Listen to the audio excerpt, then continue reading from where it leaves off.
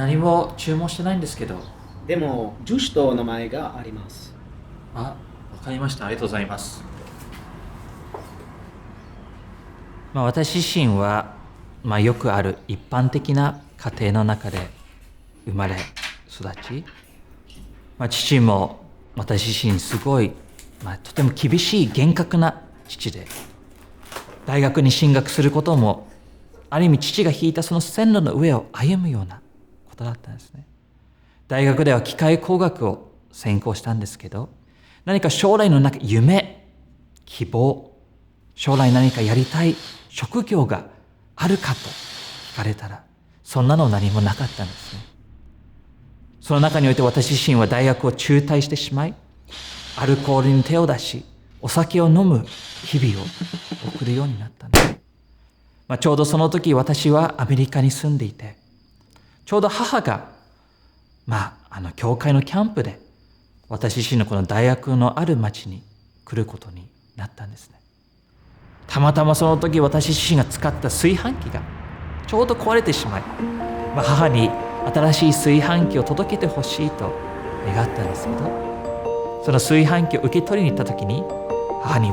せっかく今日来たんだからこの夜のキャンプのお話に残っていけばって勧めてくれたんですね。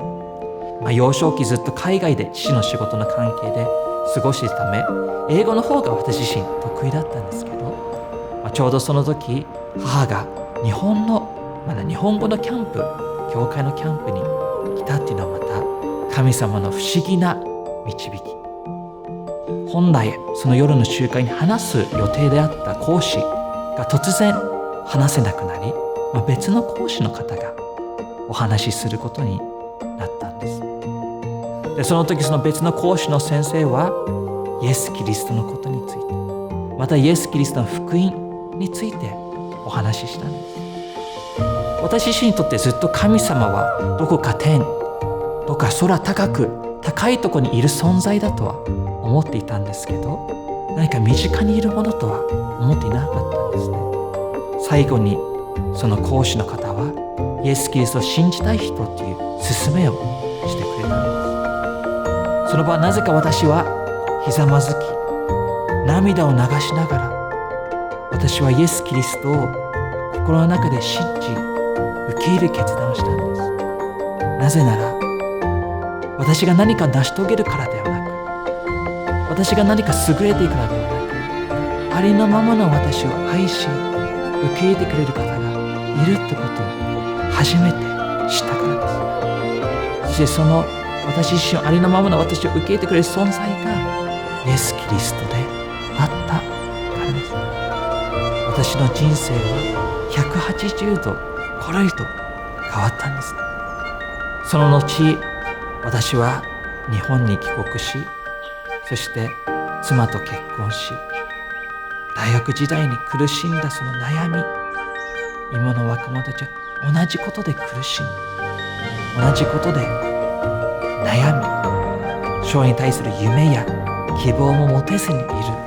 若者たちが大勢いることを知り、この若者たちのために何かできないのか、この私自身に与えるこの喜び、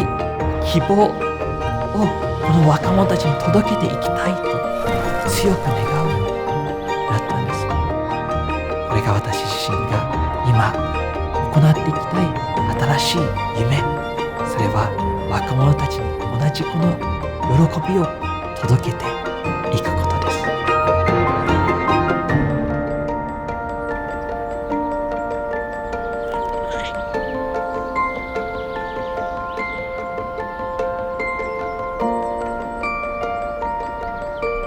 今は全部わかんないかもしれないけど、